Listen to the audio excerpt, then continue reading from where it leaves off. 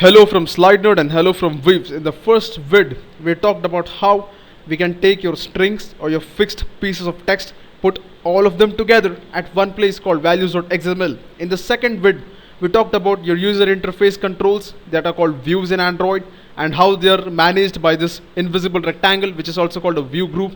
The simplest type of view group is a linear layout. In the third vid, this current vid, we are gonna get dirty with the code, and I'm going to show you exactly how each section of the code works. Alright, so let me go ahead. So first you have your text view. You define this in XML inside any file, which is activity underscore main.xml. I have given it a name. You can give it any name you want. Now you have to specify its width and height, how much space it's going to take up on the screen. That you do with the help of these two parameters, wrap content and match span it.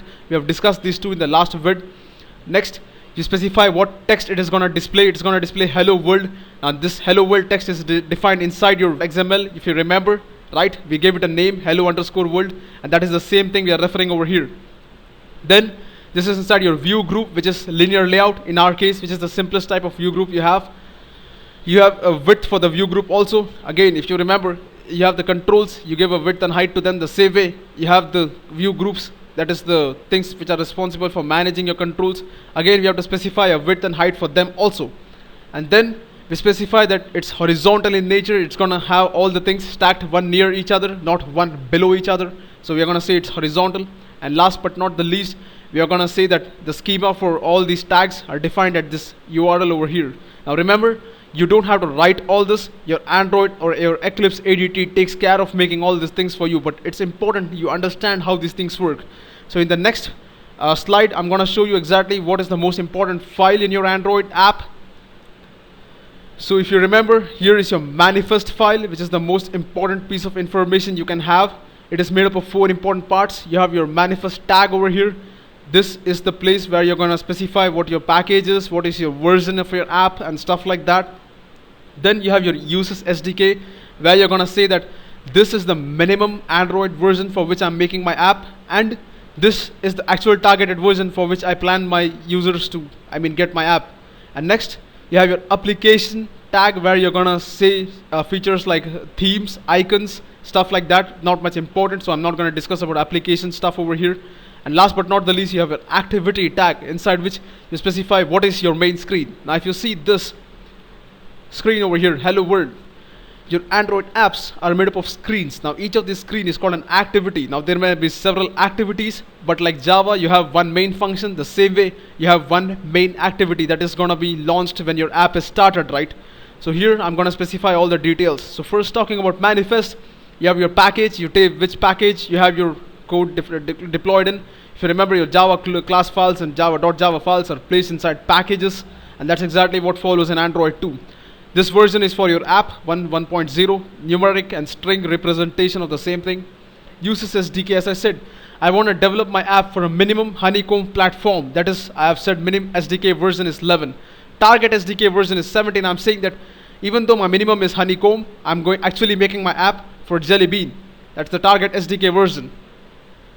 And then you have your application, which has certain tags inside it, which are not much important. They are self-explanatory. If you need me to explain those, I'm going to take them up in a separate vid.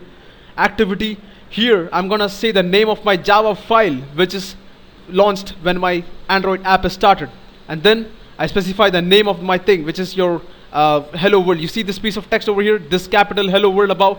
That is exactly what this is, @string/app_name. Now there is one piece which was missing in the last manifest explanation which I talked about, and that is when what happens when you open your apps section in your mobile and see. Now here, if you see, there is no sign of your hello world anywhere, right? What you want is, you want your hello world to appear in this app list, like like the other apps which you have pre-installed. So for that, you have to write one extra piece of code inside your activity. You have your activity, the same thing, you give it a name, the same thing, label.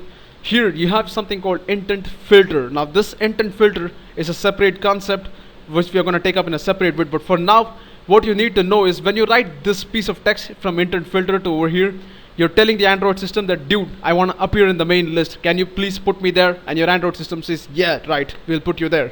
So this is what your intent filter does. Last but not the least, moving on to Java code, you have your package slidenerd.wivs in my case.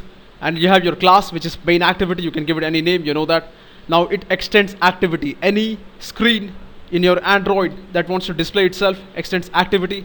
It has a function called onCreate, which forms a part of its life cycle, where you have your bundle save instance defined. Now if you're wondering what this bundle thing is all about, don't worry too much about it. We'll get into it in detail. For now, you just need to remember that your onCreate takes a parameter called bundle.